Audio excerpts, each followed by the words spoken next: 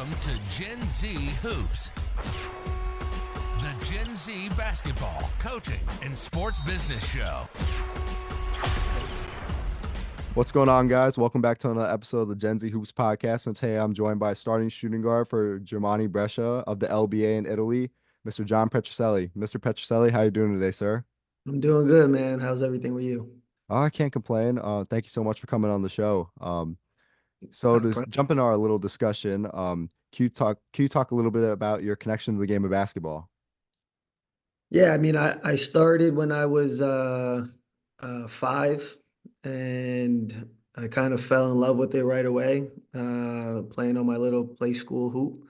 And my parents started me in the little PAL leagues, kind of around the neighborhood when I was in elementary school. So, and then from there, I played. You know, there was fall ball, spring ball, summer ball, and I played kind of all year round and fell in love with it. And there were other sports that I played, but for me, basketball was always like number one.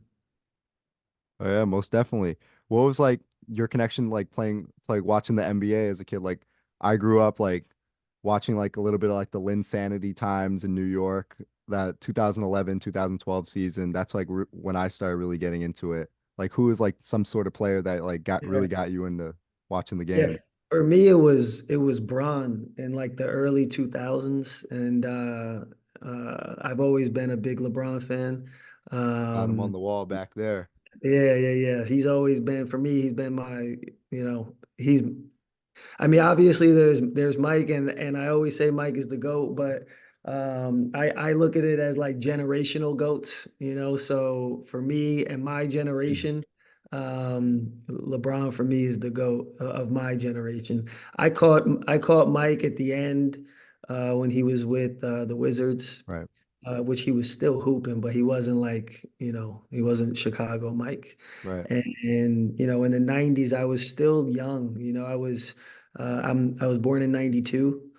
So, by the time 2003 came and Bron came into the league, like I kind of was understanding the game more and watching it a lot more. So, I didn't get to really watch a lot of Mike live. I caught all his stuff, after the fact, highlights and all that. But for me, it was like I said, bro. For me, it was Bron.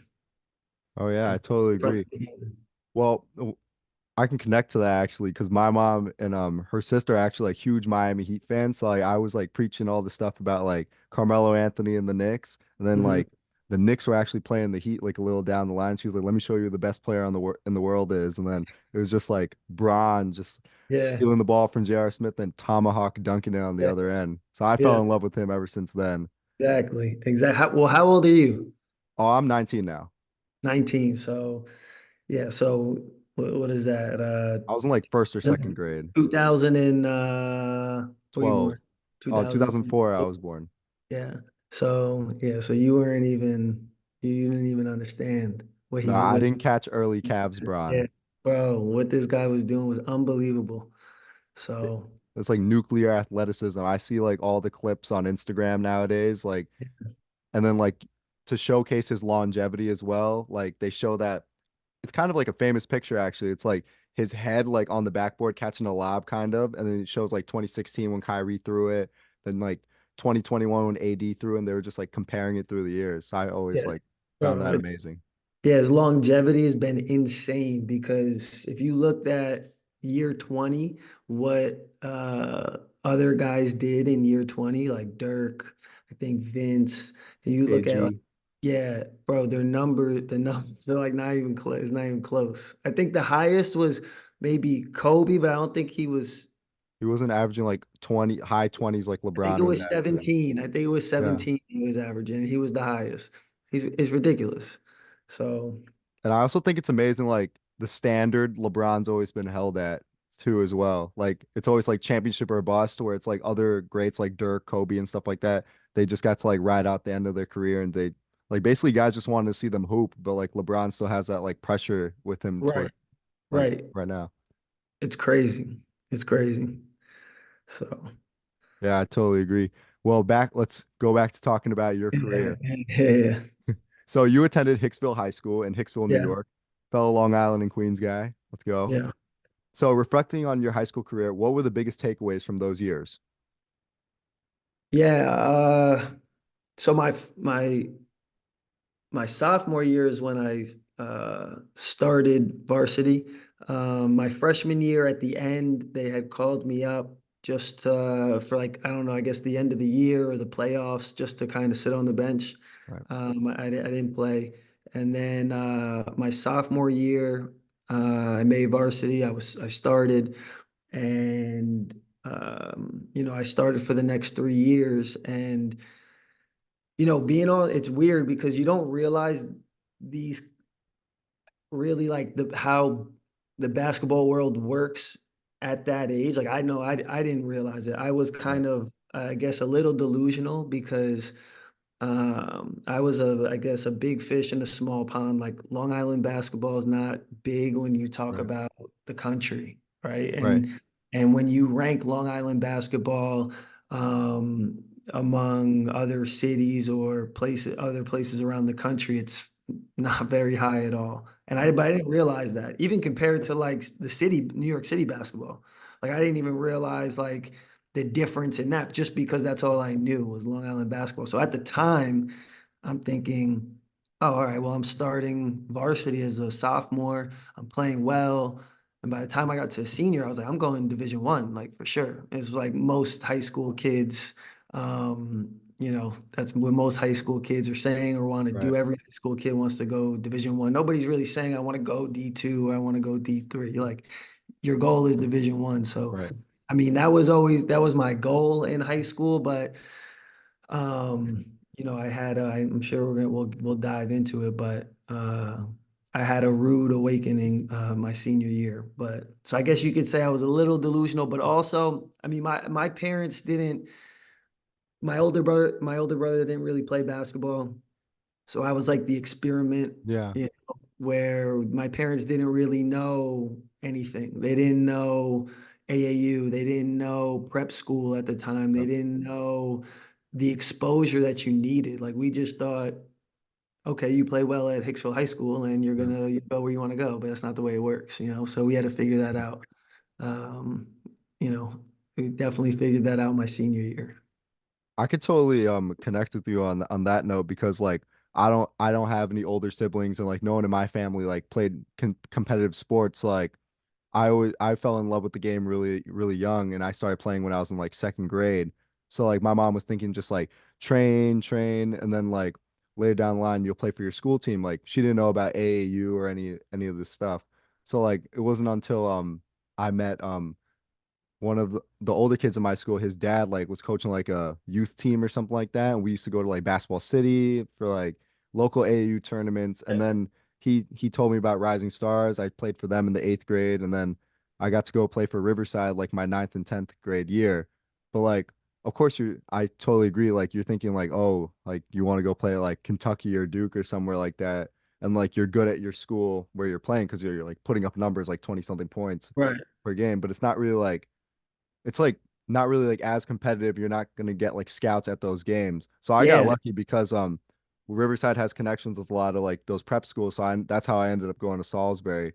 But like later down the line, senior year, like you start like kind of getting realistic in a sense, like, oh no, I'm not gonna go play like at a Division 1 school, Yeah. like But also you like we didn't have and I'm saying like some old ancient guy, but we didn't have like social media. It wasn't as big as yeah. it is now. So It was when hard I to talk, contact coaches, I bet. yeah, I mean that, but also like we didn't know what was I didn't know what was out there. You Right. know, I only knew where I was at, and Yeah. where I was at, I was among the top players. Right.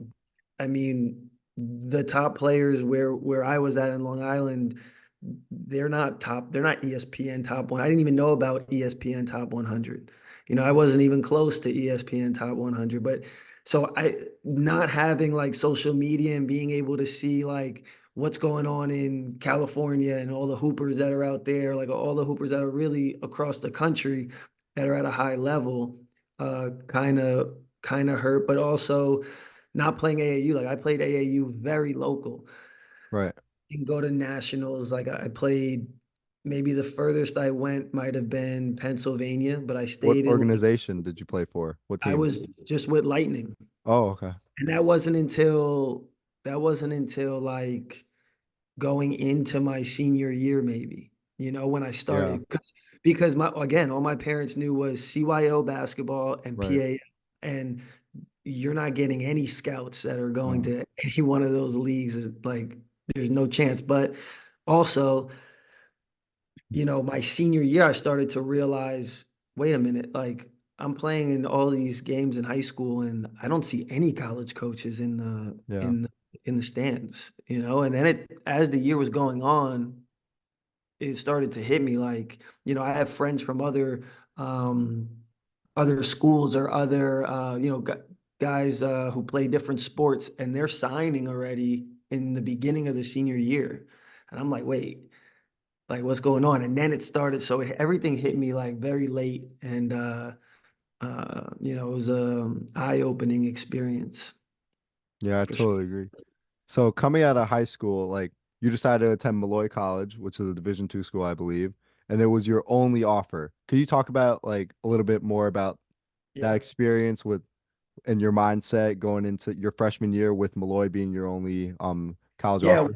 well, to back it up, so my parents started to put me in like hoop group Right. invitationals, like showcases and stuff. But like I did a sleepaway for hoop group, and there were supposed to be like, a lot of colleges. I didn't really see as many that were, that were being like, that was being publicized, that all these colleges are going to be there. And, I didn't really see, you know, who was going to be there. I'm not going to like, I don't want to throw hoop group under the bus or anything. It's just my personal experience. But um, so I didn't really get any looks from hoop group. I got um, King University, which is like a Division III, and Manhattanville College, which is Okay. another Division III. Yep.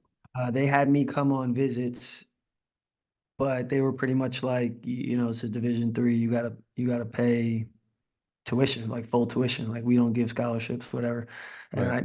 my parents couldn't do it. We couldn't do that. So that was cool and all, but those were like my only two like visits, just where like I went to the school, the coach like kind of walked me around, and then I went home. Like I didn't have visits. I didn't have coaches writing me letters. I didn't do any of that. I missed all that. And some of my friends I talk to even now, they say like that was one of the most fun time for them, because they're visiting all these colleges, they're spending the night, they're getting shown around, coaches are writing them letters, they're getting letters in the mail. I didn't get any of that.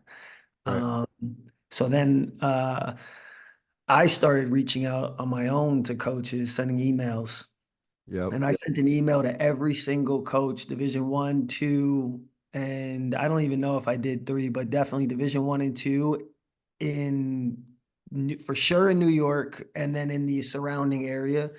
So I did every, the ECC, where the conference Yep. Molloy plays in. Most of those schools are on Long Island. Dowling used to be in the conference, or not a school anymore, I don't think. But there were so many. So I emailed all of them, and none of them got back to me. And my assistant coach, I think, talked to Adelphi. Maybe he knew the assistant coach, but he told him, he can't play at this level. Like he's not ready for this. He's too Yeah. small to play at this level. So when my trainer, Jay Hernandez, uh, knew the Molloy coach, he had him come to a workout, and he was like, just come watch this kid play.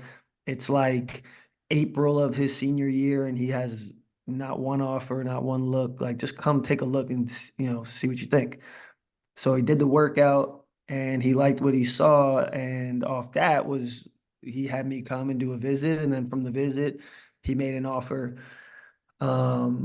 So that was literally, I signed April of my senior year, which is, which is so late for a Right. senior to sign something. So it was a partial scholarship where I got half my freshman year and then like a set amount my senior year, or sorry, my next 3 years. Um, so it's really crazy because we did the top 100 Yep. was at Molloy, but I didn't know about Molloy College. I don't know, it was a small school along the way. I didn't really know about it. And I didn't know where it was. And all I knew was I had to go to the top 100 for seniors. And it was at this school. I didn't know it was really even like a college, or I didn't even know anything about it. And I played so bad. And I remember saying, I can't, this gym is the worst gym I've ever played in. These baskets, these rims are terrible. I played so bad. And then when I went on my visit, I was like, I'll never play it. That's a college, I'll never play there. And then I signed. I didn't even know it was the same school. And I went for the visit and he took me in the gym. I was like, there's no way. There's no way that this is the same gym that I said I'll never play at. And so it ended up working out. But um, you know, when I signed though, I was grateful. I was grateful for my trainer Jay because he literally saved my career. I don't know what I would have done had he not um, told Charlie to come and watch the workout because I literally had nothing. So I don't know what I would have done from there. Um, my grades weren't that great, so it's not like I was getting into a whole bunch of schools because my grades weren't great.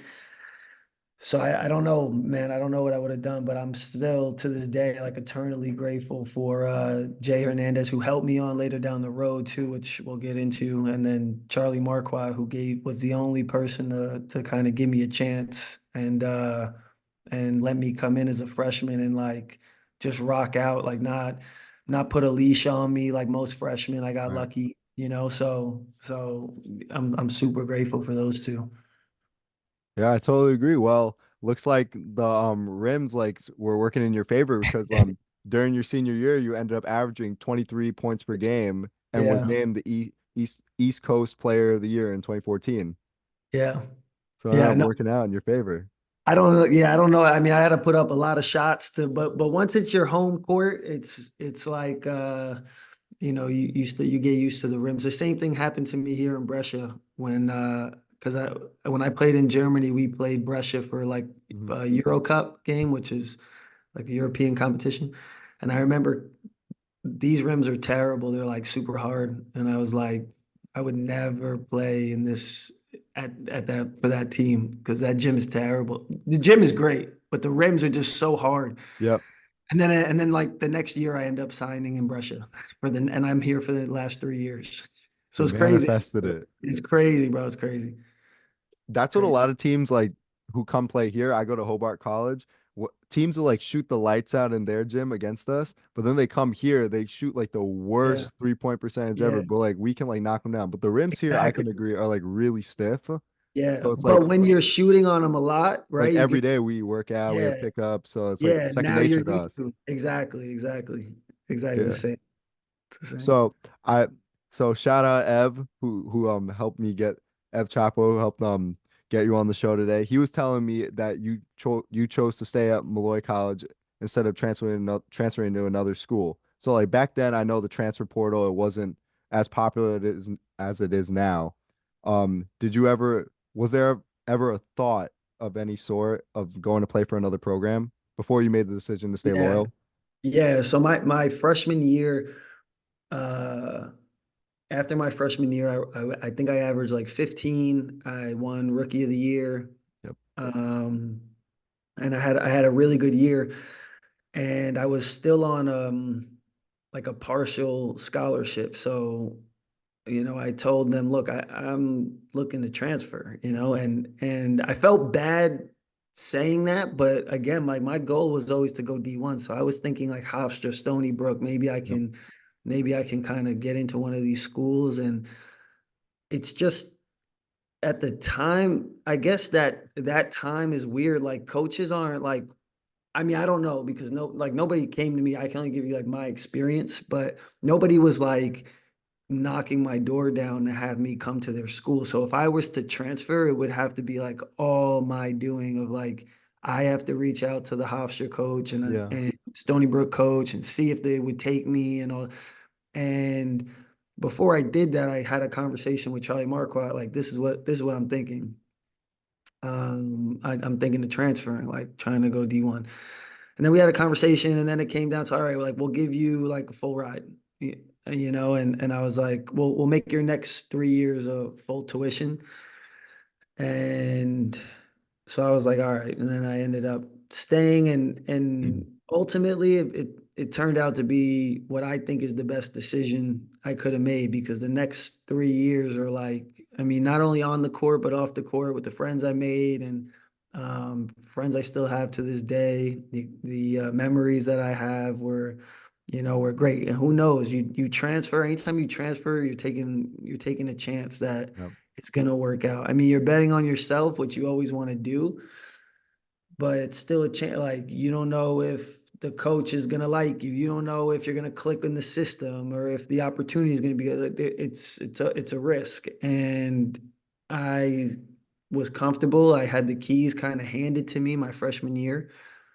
And I made the decision to stay, and it was great. Now, I still finished Molloy. I had like 30,000 in student debt, but it could have been way worse because I could have had to pay full tuition for 4 years. So I'm really not complaining, but um so staying for the next 3 years was like the best decision I think I could have made looking back. Yeah, I totally agree. Well, I know Coach T Tamar. Yeah. He used to train me when he was out in Long Island. Now he's down in North Carolina. When I was a senior and I was going through the recruiting process, he'd always like preach to me, go where you're wanted, not where you want to go, in a sense, because where you want to go, like, yeah, like your eyes catch all like the glitz and glamour of it all, but like that situation might not be for you, he was telling me. So if like a coach is like writing you letters, if he's like willing to talk to you, that's where like you should look into that opportunity like much more than like the other ones where you like want to go per se. Yeah, no, I mean, I know I've seen him say that, and he has like he's the best, man, with like preaching, just giving the kids the real. Like, he Yeah. doesn't sugarcoat anything. He keeps everything like brutally honest, but that you need that. And but he's absolutely right, bro, because you go to where you want to go and you're not wanted, you can get overlooked, you can get Get treated pushed out poorly, kind of. you get pushed. Exactly, exactly. So yeah, that's definitely great advice. No, yeah, he's dropped like a lot of gems like over the years. Like I remember he would like I didn't plan it because I was at prep school at the time, but he put on like workouts and bring down like some of the college coaches from like Yeah, I Long remember Island and stuff seeing like that. that. And I would like the shirts that he would wear D1, D2, JUCO, D3, NAIA. It's like all the same level. And then he even like stopped the workout. It's like a really cool clip. I love this is like probably one of my favorite clips on his Instagram. It's like he stops the whole workout, starts saying like this is a disgrace. Like you guys like got an opportunity here. You guys aren't making the most of the opportunity. I'm sure you've seen it before. Yeah, yeah, And then all of a sudden, straight back to work. Then the yeah. energy is just contagious in the gym. Everyone's like competing at such a high level. So he's really good at pushing us to get to that next level. I could say Yeah, for he's a a fact. monster. He's a monster. He's a I to monster. So in 2014, you were inducted into Molloy's Athletic Hall of Fame. So looking back at that accomplishment, what comes to mind? Man, it's crazy. I just recently was inducted into the Conference Hall of Fame as well. Oh wow. Uh, Congratulations. yeah, thank you. So like, it's crazy because I had to do my speech for, well, I did a speech for both of them. I was away, so I didn't get to go to the ceremony because I was overseas, but for both. But in doing the speech, it's like, especially the second one, not that the first one wasn't, that I'm like overlooking the first one, but especially the second one, it's like I'm looking back and thinking about when I was in high school. I had nothing. I had no offers. I thought I was gonna go D1. I didn't, and then I didn't have anything.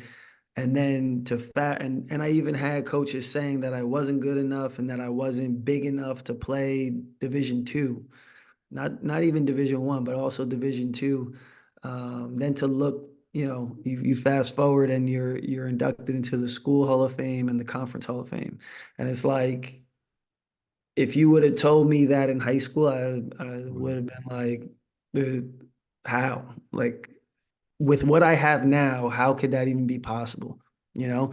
So it's a blessing, man. It was truly, truly humbled because like I said, man, even my parents, like we even to now, like as I'm in my ninth year as a professional or my 10th year as a professional, I still have conversation with my parents and we talk about uh when I was in high school as a senior and they didn't even think I was gonna be able to play college basketball. We would go to games, like we would go to CW Post and go to games, and my dad, he didn't tell me then, but he told me down the road, he would watch the guys play, and he's like, how can my son play with these guys? And then literally like 2 years after that, I was playing at CW Post, so Right. we didn't think it was possible. But I just kind of it's all the work I've always, and that's kind of what it put the chip on my shoulder, and I think it allowed me to, between, not being wanted and having the chip on my shoulder and the work that I put in, I think is how I was able to do it. And it's like it's a blessing, man, truly a blessing. Yeah, I totally agree. Well, when I was going through the recruiting process, like I'm kind of like I'm like a wing, but like I would be forced to like post up and stuff like that. So I'm a little like undersized and I'm like skinnier than a lot of like guys at that position as well. So like a lot of coaches would tell me that, oh, I'm like too skinny, that I'm like undersized and stuff like that. And I really didn't have anyone like pushing me in my corner, like a coach like saying like oh, like you should take this guy. It's like me like staying up until like 2 in the morning emailing coaches, then like thank God for my mom and dad. They would drive me to all like these camps and stuff so that, like I can get seen at the end of the day. Um, but then like I ended up like getting hurt like senior year, so I like missed like a lot of time because like like that part of your senior year where it's like really crucial and it's like when people are like really looking. So I like missed out on that. And to your point, like how you said your trainer was like pushing you and said like, oh, told the Molloy coach to come down. I actually had like my old math teacher. He was our former varsity coach at my boarding school. He like told me to get in touch with the coach here at Hobart, and even drove me to like watch them play. And he was like, "Do you think you can play here?" So like I thank God for him because now I'm in the opportunity where I like have a great opportunity to play next year because I redshirted my first year. But even like that your point of having that chip on your shoulder, like yeah, I didn't play this year, I was like redshirting because I decided like this was all I had, you know what I mean? Like I'm like behind like a lot of guys. I would Mhm. get a lift in before practice. I would shoot right after my lift, stay after practice, shoot a little after that, like always stay in the gym. So like there's a saying like you gotta like stay ready so you don't have to like get ready later on. So Bro, if you keep your, like, it, for me, it's like you keep your head down and you just like you work, you work, you work, you yeah, work. But then you kind of can tend to get lost in the work, and then yeah, to kind of pick your head up and kind of like look where you're at and look how far you came, and then that'll make you appreciate so much, so so much more, because you're always thinking like, and this is one of the things I realized, like when I was writing my speech, was like you're always chasing the next thing, that you forget like you are further than you even thought that you would be. Maybe yeah, like for me, it was like I put my head down and I go and I work, work, work, work, work. And then it wasn't until really I had to do this speech that I kind of picked my head up and was able to like look around and like see where I'm at and see where I was and see how far I came and all the things I had to go through. And when you do that, it makes you so much more appreciative. And for me, it's just you gotta but you need to do that though. You gotta yeah. get lost in the work. Like that's so, so important. Gotta get lost in the work. I'm in the midst of it right now. So like Yeah. hopefully You one just, day I can get to that point. yeah, you I just mean, keep going, bro. You like all this stuff is gonna get thrown at you, and you just kind of like you take it and you just keep kind of keep going, keep working, keep working, keep working. And like as long as you keep doing that, like you'll get where you want, you'll get where you want to be. It'll just, you know, it'll just happen. Like for me, it just happened. I don't know how, but I know I stuck to the work, I stuck to the grind, and it just like I always say, like even my boy Uche, I don't know if you ever met my boy Uche. No, I don't think I have. No. But I always say to him, like, bro, it's just gonna work out. Like, it'll work out. Right. So for somehow, it's just gonna work out. You just put your head down, work, and it'll work out. Like, I'm a firm believer in that. Yeah, I So totally agree. So at what point did you realize that you could play professional basketball? I think I went through another delusional period my thing throughout college. Mhm.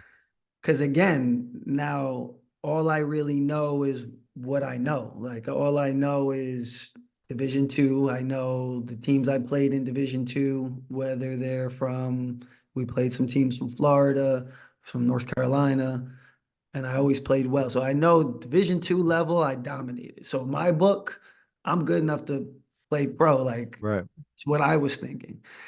And I literally went through the same cycle I went through in high school, where like I got to my senior year and I just had a dominant senior year. I was eighth in the country in scoring. I was first in the country. I led the country in steals in Division 2. Like I had all these accolades that I just accumulated over the 4 years, and I'm like, okay, I'm ready. I'm ready to go pro. Until like I had nobody, I had no agents reaching out, I had no teams reaching out. I had like the draft wasn't even a possibility. Like there was none of that until um so I graduated and had nothing. And then my coach reached out to me, said he got an email from the Boston Celtics Oh wow. basketball operations guy who wanted me to come and try out for the G League team, the Maine Red Claws. Yep. Um, and I mean, I think we're gonna kind of get into down the road, like Yep. because it's about being cut and all that stuff. So I'll get into that maybe a little later. But I think when that happened was when I was like, oh, okay, well, I always throughout these 4 years, I played so well. I think I could play pro, but that kind of confirmed it, getting that email of like, we want him to come to this tryout for the Red Claws. Right. For at that time it was the NBA D League, Yeah. not the G League. So, that kind of stamped it for me like, okay, I can play pro. If they saw me and they reached out to my coach and they're interested to have me come and try out, then it's a invite only tryout. Uh, then I think I could play pro. Yeah, exactly. That was like the start of like chasing my professional journey. Yeah, definitely. So on January 29th, 2015, you started your professional career with Iskra Svit of the Slovak Basketball League. What was your experience playing for that team, and what was the transition like from playing at the college level to now playing professional? That was wild times, man, because uh, I signed with them. So I graduated 2014 in whatever, May, June.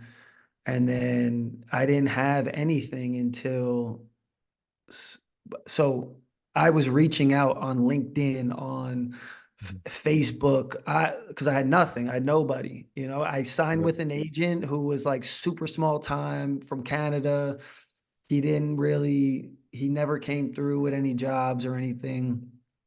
Um, and so I was taking it on, like I was putting it on my shoulders to try and find myself a job. So I was literally on LinkedIn every morning, emailing or messaging like hundreds a day of like Oh, anybody who had agent, scout, uh, coach, anything in their bio, I was sending them an email.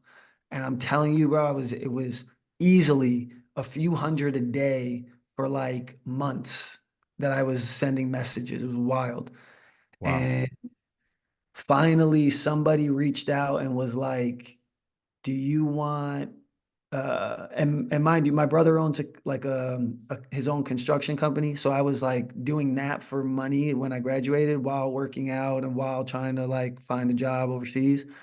And so I was miserable because I hate that. I hate that type of work, construction. Like, all I want to do is play basketball. Like, Yep. why am I swinging a hammer? You know? And so some agent reached out and was like, "Yo, I have a job for you." The money was beyond terrible. And he's like, "It's in Slovakia. Would you be interested?" I said, "When bags are packed already, like when do I go?" I didn't ask any questions about the league, about the team.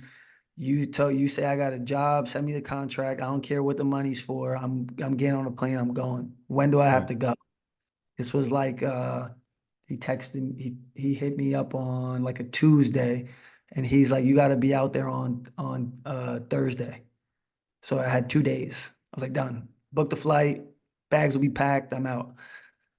So I got out there, and uh the GM takes me into the apartment, and the apartment is, mind you, I know nothing about overseas basketball. I know Right. nothing about Europe. I know nothing about Slovakia, the league, nothing. And he takes me to my apartment, and he opens the door, and it's literally almost like what your dorm room is, bro. But it was like you walk in through this door, and you have a bedroom on your right, a bedroom straight ahead. So it was two bedrooms. Right. Then you have on your left was a door for a toilet, and next to that was another door for a shower and a sink. That was my space. And he dropped my bags, and he looks at me. He goes, "You good?" I said, I guess so. There was no TV. There was no kitchen. There was no living room. There was nothing. There was no Wi-Fi.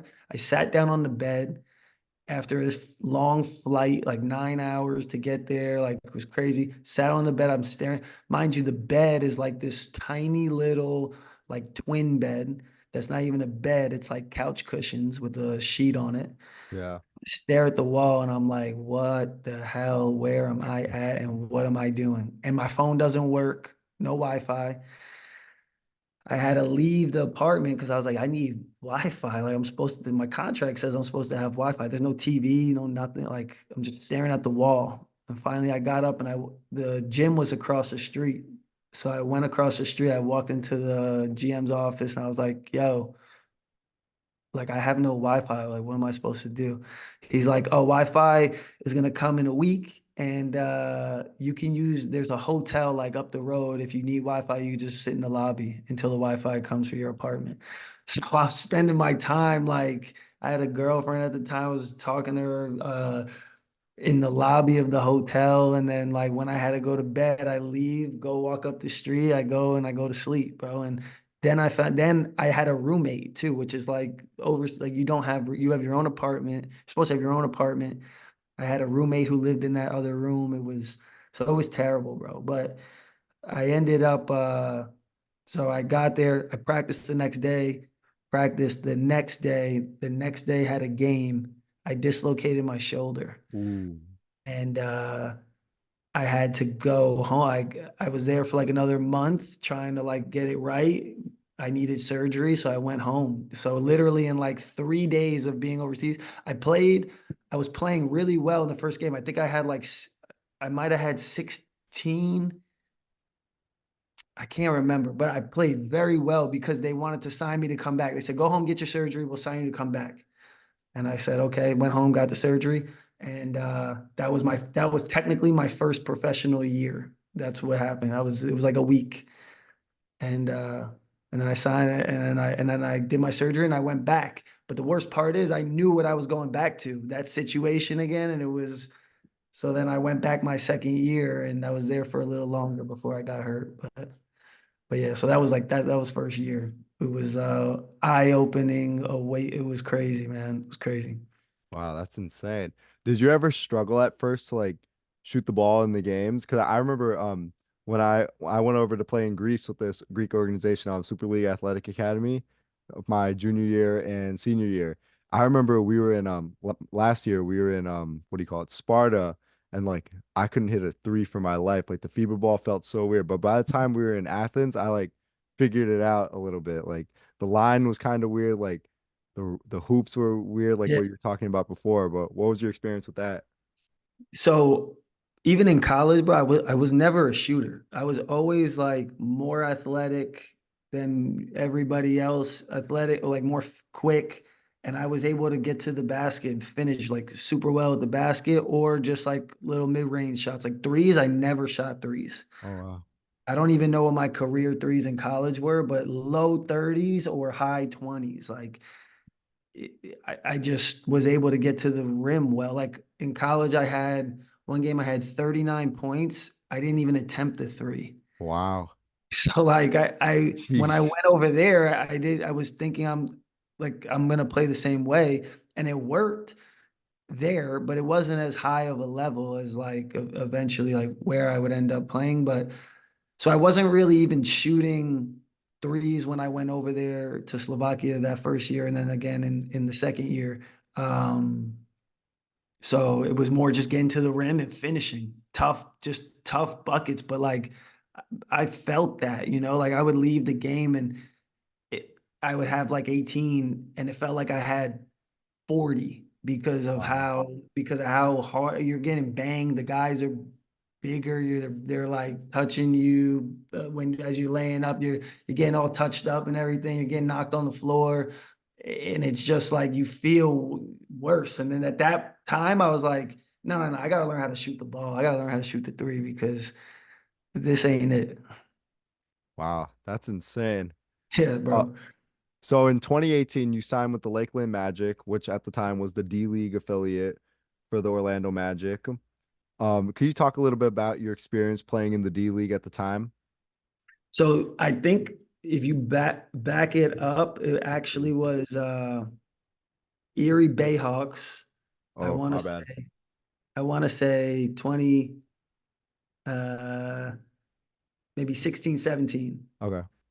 Um that was my first stint, and that was only because after that second year in Slovakia, I was like, I can't do this anymore. I can't play here. I gotta do something else. And Yep. full circle moment, Jay Hernandez, who helped me get into college, was the assistant coach of the Orlando Magic. And he had hit me up just to keep in touch and was like, yo, what do you got going on? It was the summer after that second year in Slovakia. I was like, I got nothing, bro. Like, I got a guy, an agent who got me to Slovakia. He wants me to play in Iceland, and I'm not trying to do that. Like, what? Like, I have nothing. He's like, why don't you go to the Erie Bayhawks? They're our D League affiliate. Go to the Erie Bayhawks tryout. The coach is very defensive minded, old school. I think that it'd be a good fit for you. We'll waive the fee. Just go, show up, and do the tryout. I was like, bet. So he sent me all the information. When the tryout day was, I went, and I killed the tryout. Uh, Killed the tryout. He was like, yo, why don't you? He asked me, who's your agent? I said, I don't have an agent. The head coach asked. And so he gave me his agent, put me in touch. I signed with him. He goes, we don't want to put you in the draft, but we want to bring you as like a tryout player to Okay. training camp. From training camp, though, you got to make the team. Yep. I was like, done. Went back home, was hype. And when training camp started, I went and I went to training camp, but um, that whole training camp was another wild story. I could be, bro, if I'm rambling, you gotta let me know Oh because no, you're good. You're good. Keep going, man. when I got to training camp, so I drove out there, Erie 7 hours away from Long Island. Yep. So I drove out there. Training camp's like it's like a week long, and they have like 17 guys maybe come out, guys they drafted, guys they like me, tryout players, whatever. And so it's like 17 guys in the training camp, and they got to cut like 5 guys, and they're going to take 12.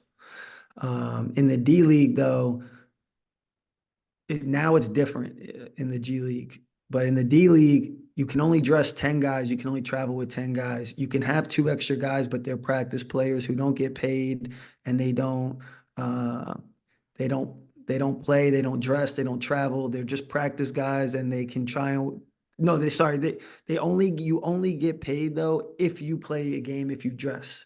Okay. So if you're the whole year as a practice player, you're not getting paid. You're just Wow. there, you're going to practice. And if somebody gets hurt or if you are killing and they want to try to put you in a roster, they can. And only then will you get paid because you pretty much get like game checks, Yeah. you know?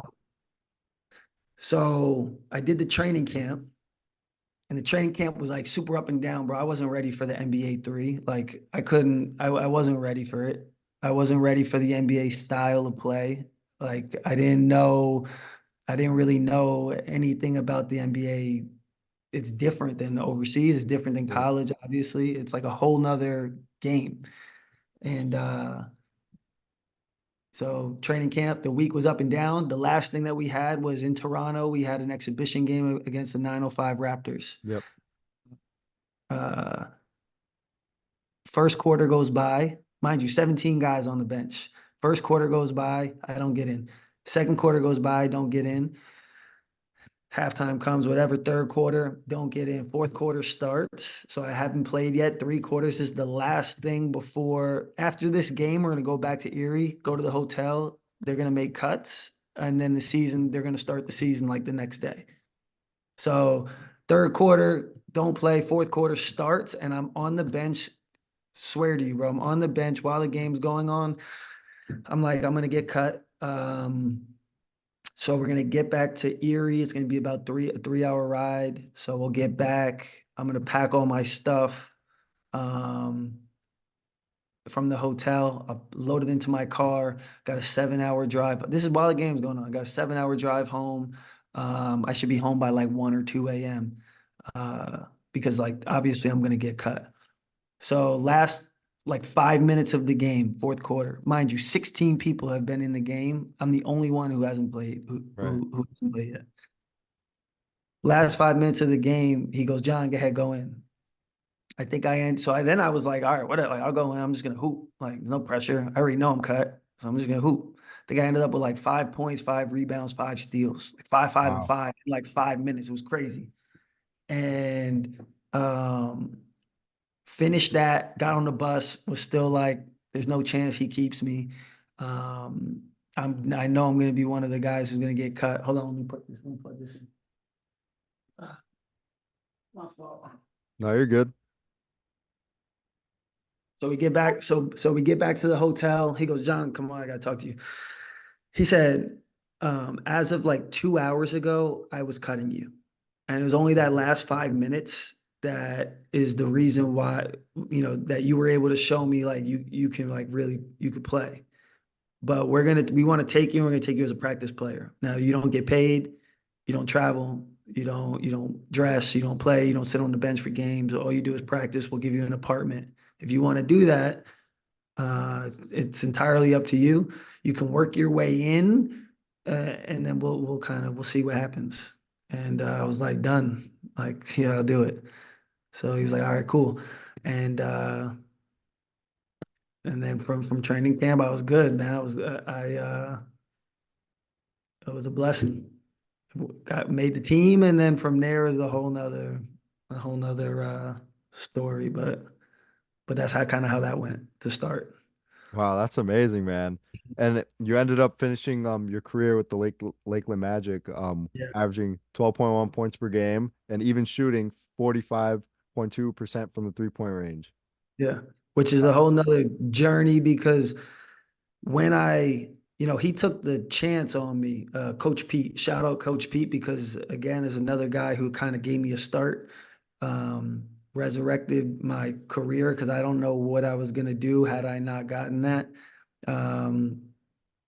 And he took a chance on me. So he had to kind of play it safe. And again, like I said, I was not a shooter, bro. Like, yeah, okay, the third year in the D League, I shot 45 from 3, but I was not allowed to shoot threes.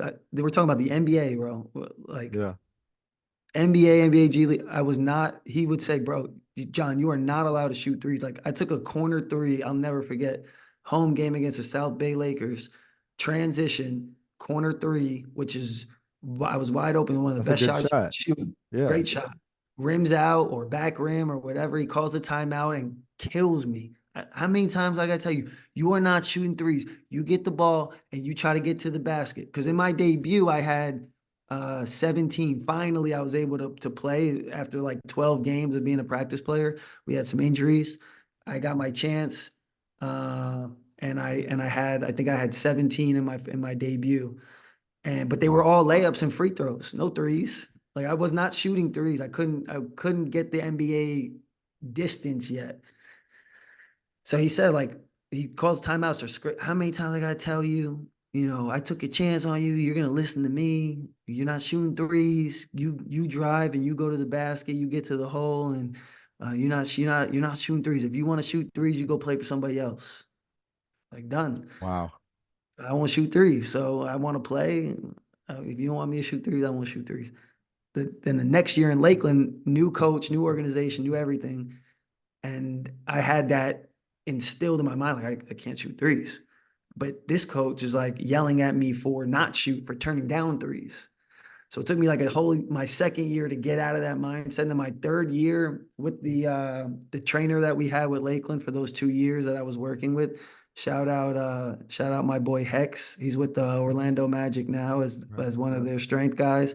And he kind of just turned my whole shot around, man. He was like a hybrid. He was like Ev, right? Where Right. you can get in the weight room and do some strength and conditioning, and then you get on the court, you do some skills work. So he was both. So he'd be like, "You're not dropping your hips enough. Let's go get on the trap bar and do some deadlifts and stuff to try to like get that load on your legs, right? So we can get more power on your jumper." So he ultimately is the reason why my whole jump shot kind of turned around. And then that year, like you said, was was a career year for me from three. So, but it was a journey to get there, bro. Because it went from like you're not allowed to like shooting it super well and super efficient. So I mean, like that's what's so amazing I feel about basketball. Like 1 minute you can be like not the best at something, but then you come back the next year, you spend like the whole off season working on it, and you just like kind of add layers and layers to your game over the yeah, years, I feel like. bro, it's the work. There's really I mean, there's certain things in the game, like an IQ is hard to teach, right? Yeah. You either kind of have a feel for the game and you know the game or you don't.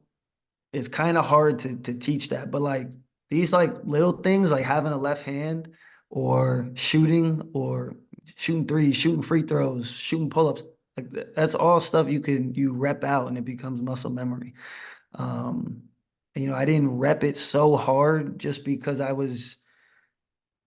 like I was always able to get to the basket. I never really like I don't want to say I never needed to, so didn't do it. I don't know. It was just never like a thing I worked on Yep. until it was like, okay, now you have to. Because my second year was they were like, look, this is the NBA. Like you got to be able to shoot threes. Like you're in the G League because you want to try to get a call up.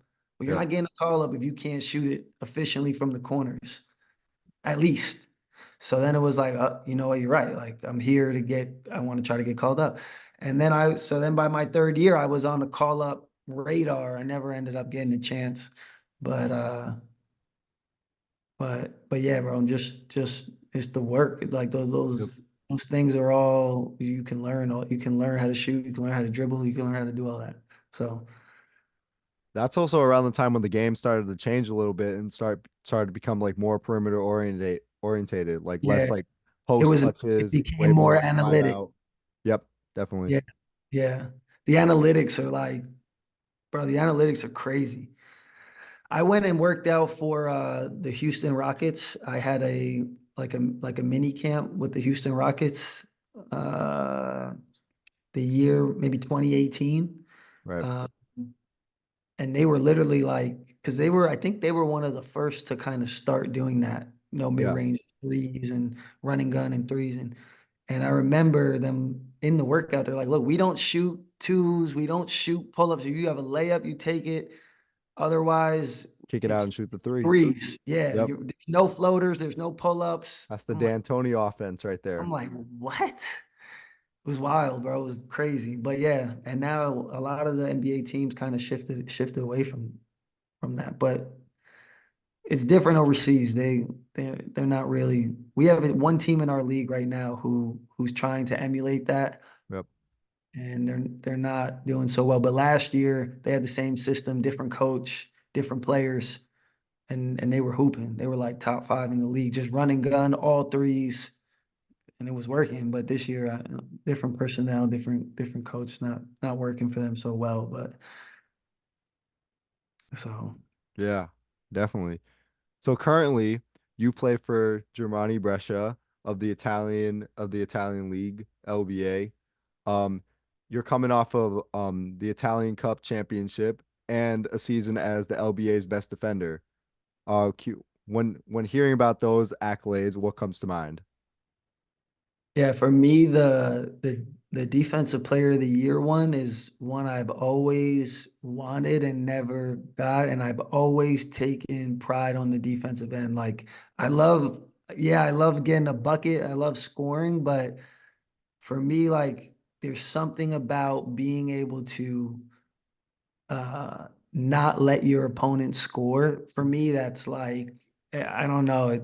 It's just like I don't know what it is. It's something that Personal. maybe has to do with like my pride. It's an ego thing, maybe. Yep. Like you're not scoring on me. Like, and when you do score on me, I'm pissed. Like I'm genuinely pissed. So I've always took pride in my defense from me, even when I was like, bro, when I was a kid, like 7, 8 years old, my parents were telling me like the league that I was playing in, like PAL league or whatever, they had to Yep. change the rule that you weren't allowed to pick up full court anymore because they weren't able to get the ball across half court. So Yeah.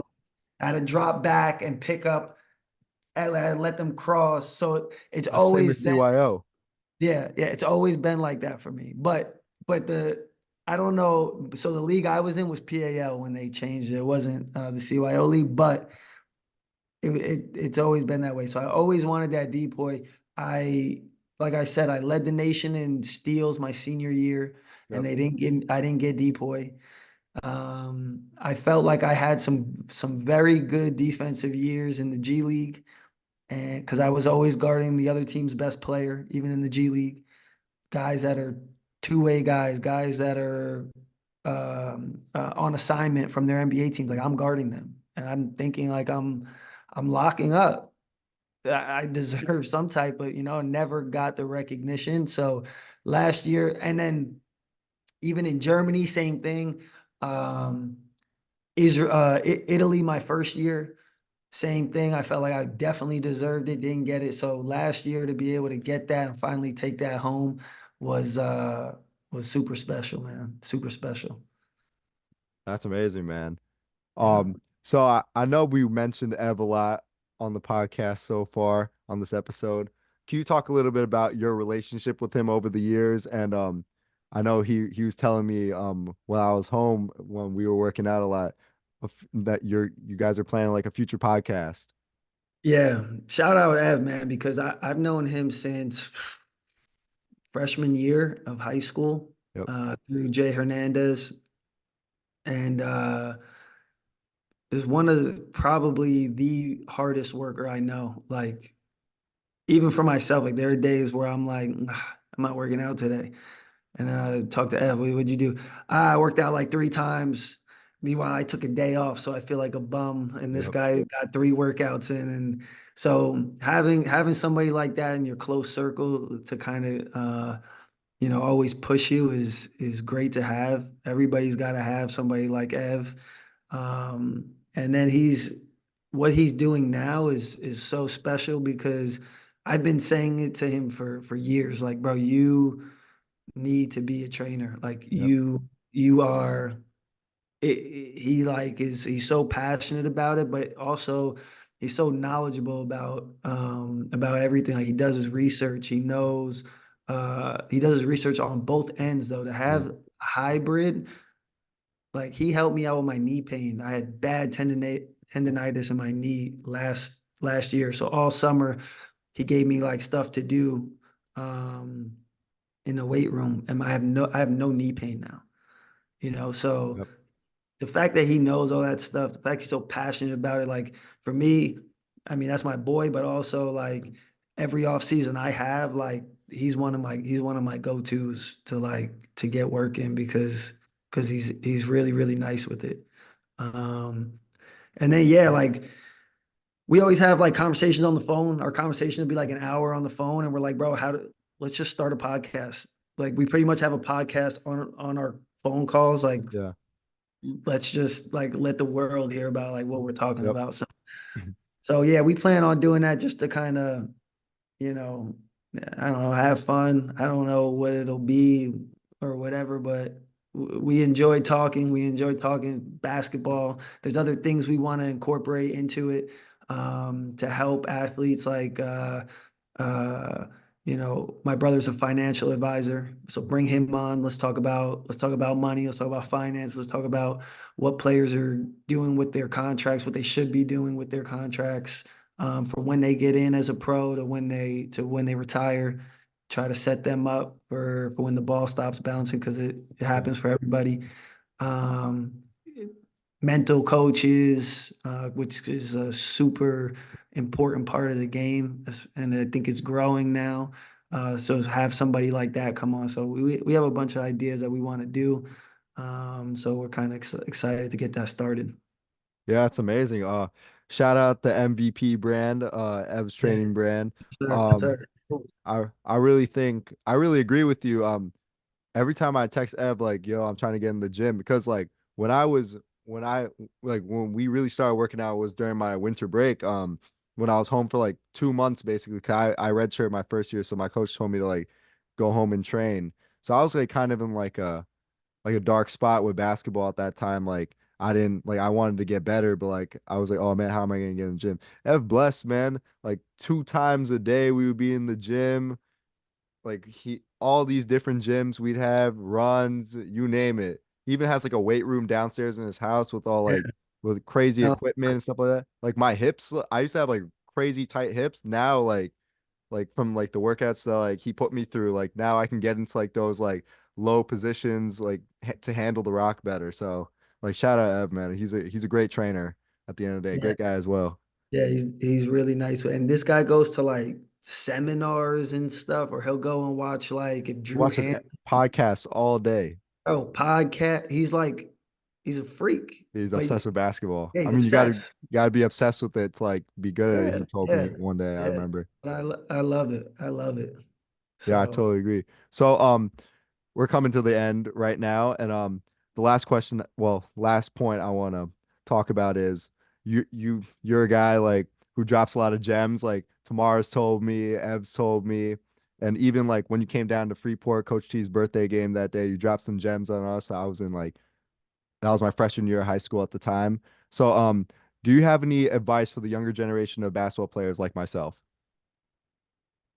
man, like I touched earlier, like you gotta be obsessed with it. It can't be like a part-time thing. Like you gotta be obsessed with it. And you gotta get lost in the work. But also for me, one thing I found that I feel like helps me that I don't know if people like believe in it or not, but like manifesting and envisioning what you want. I think is super important. I feel like I've used that. I used that my senior year. I used it really honestly throughout my whole entire career. Sometimes without even realizing that I did it. Other Yep. times more conscious. But like for a quick example was like my senior year. I put like I forget 5 or 6 bullet points of the things that I kind of wanted to accomplish that year, and I put it by my door, and I hit 5 out of the 6. One was 2,000 point scorer, but I was like 600 and like 92 points away. So I had to have 690 in the season, right? Which was like, didn't even come close to that. That was averaging 23 a game. I didn't Yep. even come close to that going into my senior year. Didn't know if it was possible. I was like, I'm gonna write it down. I'm gonna look at it every day. I'm gonna say it every day. And it happened. Player of the year, that happened. First team all conference, obviously that happened. All net player of the year, that happened. The only one that didn't happen was win a ring. But I don't know, bro. I firmly believe in that you have to, yeah, gotta have faith, and you gotta be able to envision what you want and see it, but you can't like uh do that and then like go sit on the couch because Yeah. I'm envisioning it's gonna happen. You gotta combine both and be obsessed with the work and obsessed with the grind and also see it and believe it. And I think like you could really do anything that you want to do, you know. Yeah, I totally agree. Well, thank you so much, Mr. Petrucelli, for coming on the show today, and I wish you luck with the rest of your season, sir. Thank you, man. I appreciate you. Thank you for having me. Thanks for listening to Gen Z Hoops. Make sure to follow, like, and subscribe on Instagram, LinkedIn, and all major social media platforms at Gen Z Hoops. You can tune in and subscribe on Apple Podcasts, Spotify, YouTube, and every other podcast platform on the planet. Get ready for the next episode.